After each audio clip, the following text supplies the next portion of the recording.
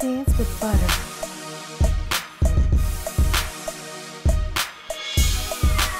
Right into that butter. And then twist.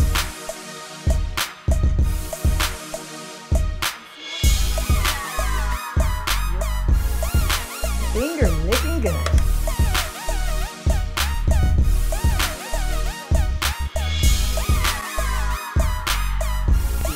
I love it, Chunky. That made me fresh. Butter, butter, butter.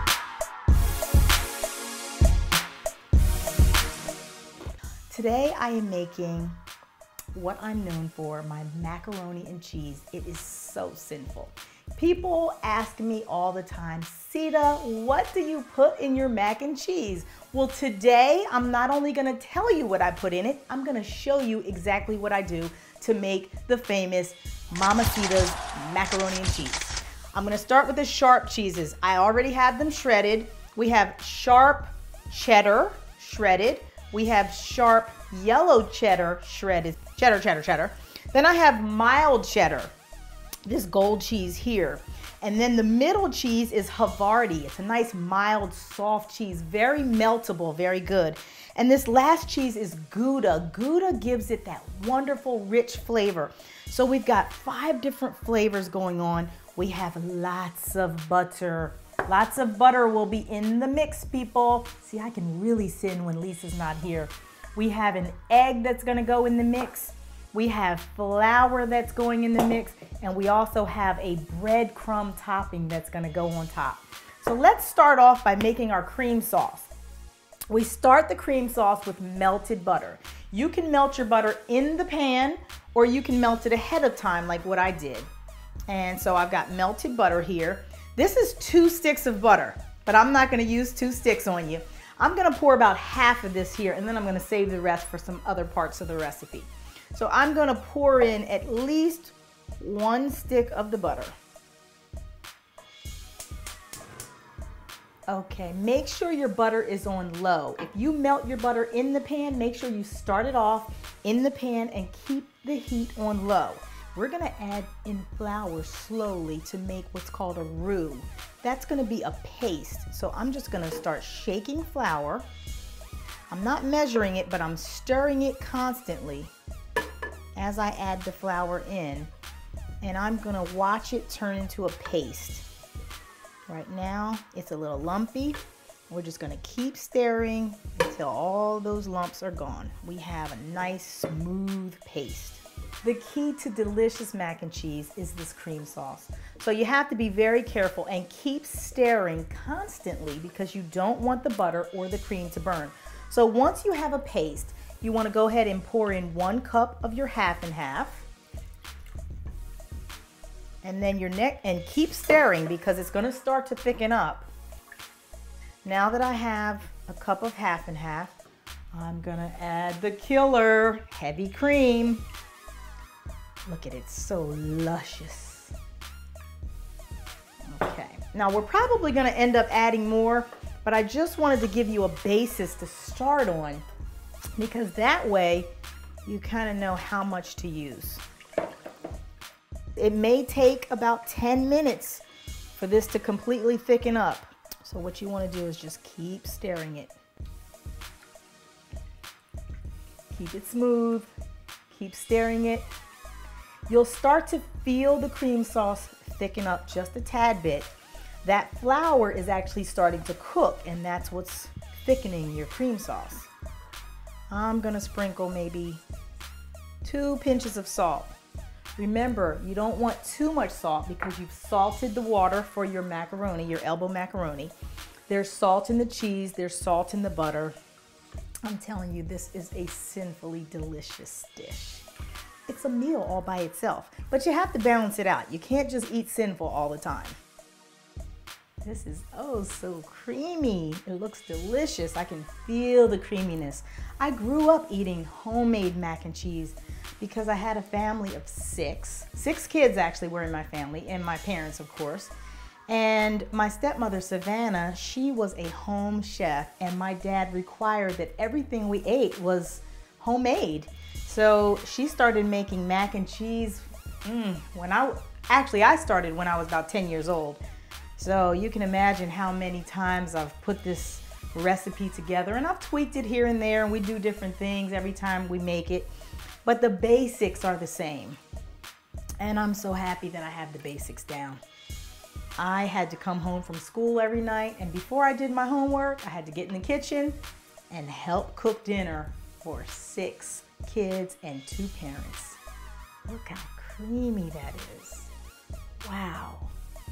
That's how you want it to be.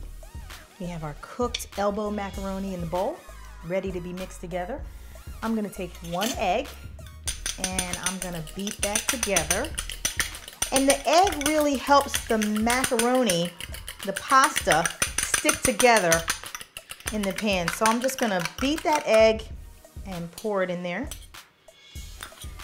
And I'm gonna use my fingers. My hands are clean, but your fingers are your best tool in the kitchen. Get everything mixed up very well. Trust me, I am a germ and dirt fanatic, so I'm always washing my hands.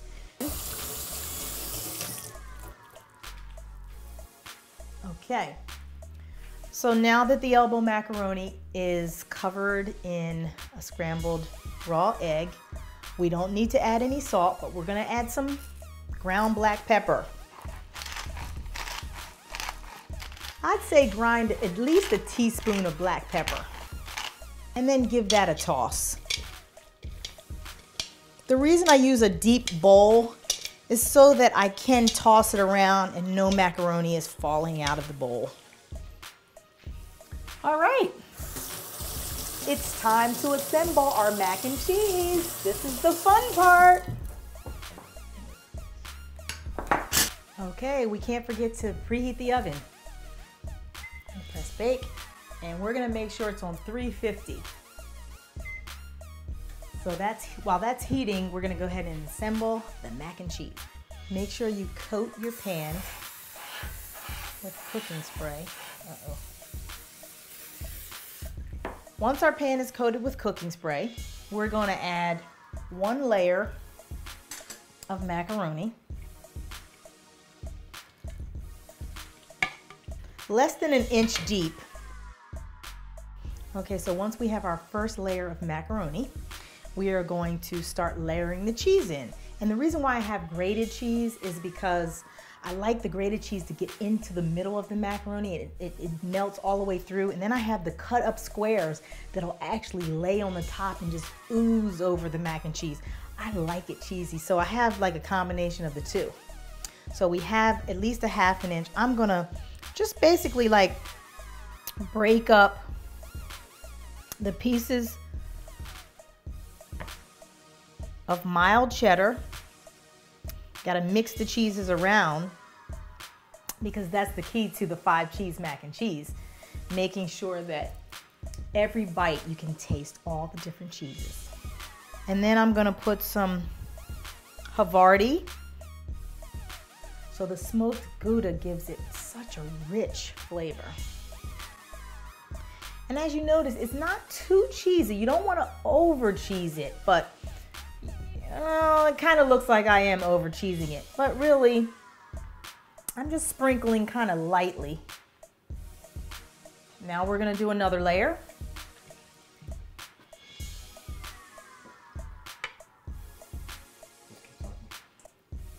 So we've got 5 layers of elbow macaroni and all these wonderful cheeses. As you noticed, I didn't use all this cheese. I just, had it on my tray. Yummy. Sinful. Good. Sinfully good. I'm gonna have to invite some company because I can't eat this by myself. I think I'll call Lisa and the kids. She's got enough boys that'll eat this in about 5 minutes. Now the fun part. If you don't think it's sinful enough, we're gonna add the cream sauce. Smooth, rich, and creamy cream sauce. But what you wanna do is pour your cream sauce slowly so that it has a chance to go all the way through your mac and cheese. Now, if you see your cream sauce settling at the top, what you want to do is get that spoon, that wooden spoon, and kind of lightly open it up, open up a few gaps, and make sure the cream sauce gets all the way down to the bottom. That's the key. You want it to go all the way through. And we're gonna keep pouring until every elbow mac is covered. I already know what you're thinking. This is a sinful dish. You gotta understand, this is the kind of dish you only have once or twice a year. You're not gonna eat mac and cheese like this on a regular basis. Every now and then, when you wanna splurge and have something yummy, this is what it is. Now we're gonna make the topping. Take an empty bowl, more melted butter. Need I say more? Okay, we're gonna start with Italian breadcrumbs. It doesn't have to be Italian, it could be seasoned breadcrumbs, but some type of breadcrumb that has a little flavor to it. As you can see, a few herbs in there. Now the trick to the topping, this is gonna give it a nice crunchy top. You have to pour in some melted butter very slowly. So I want the camera to come on into me and watch how I do this. Very slowly, I'm gonna crumb this topping. And you'll see how it's done, because if you put too much butter, you're gonna have to add more breadcrumbs and you're gonna end up with way too much topping. So once you get a little butter in there, you start crumbing it with the fork. And as you can see, it's getting flakier and flakier. More butter.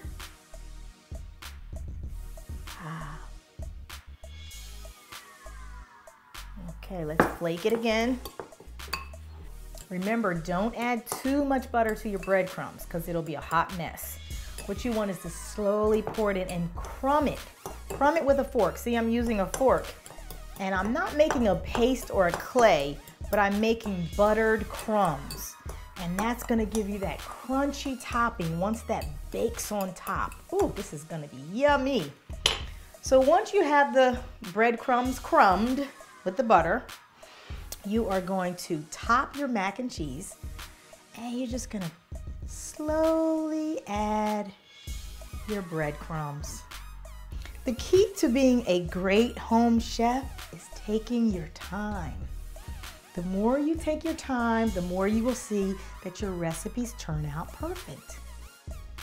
It's ready to go into the oven. All right, we're gonna put it in, remember, 350 degrees for at least 30 to 40 minutes or until it's nice and stiff.